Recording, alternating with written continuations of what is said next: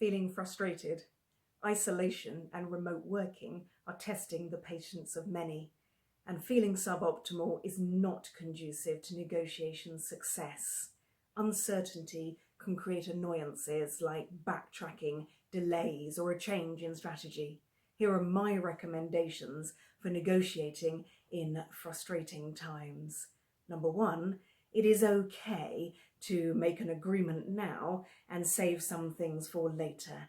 It is a characteristic of collaborative negotiation to form an agreement for today that includes a continuous improvement plan where all parties make a commitment to the future, perhaps for an investment in capability change or perhaps for a stretch target when it comes to cost improvement or performance.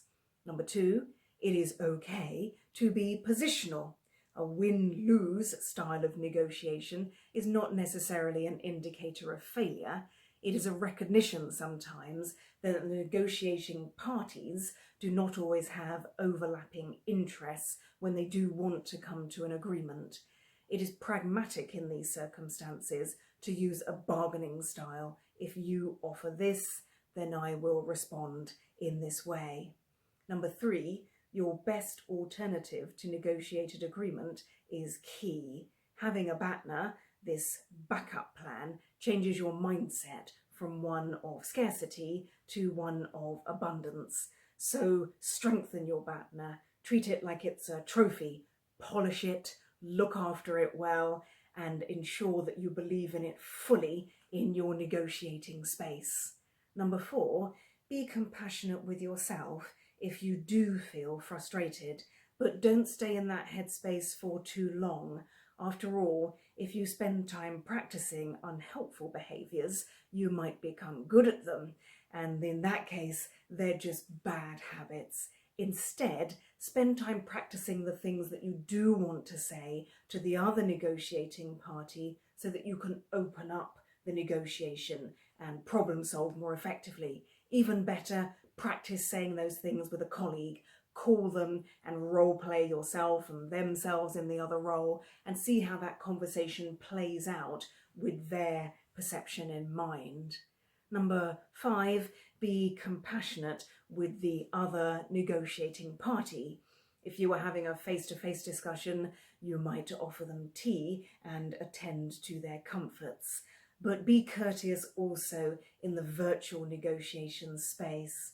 Also, spend a little time where perhaps you behave in the way that you would want the other negotiating party to behave with you.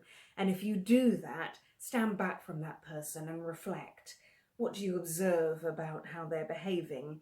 Do you find they're making smart choices? Would you do the same in their position? And looking at that, can you now find ways in which you might help the other negotiating party navigate you both to an agreement where everybody saves face? And finally, if you do find yourself in a situation where you feel on the back foot, remember it is just perception, and time, distance, and a change in the global environment could easily alter that perception and show it for what it is, just self-talk. Now, self-talk, that is something that you do have control of in these challenging times. So instead of saying unhelpful things, tell yourself some positive things, because those are the sorts of things that will help you in times of frustration. They will help you in your negotiation, and they will help us all get through these challenging circumstances.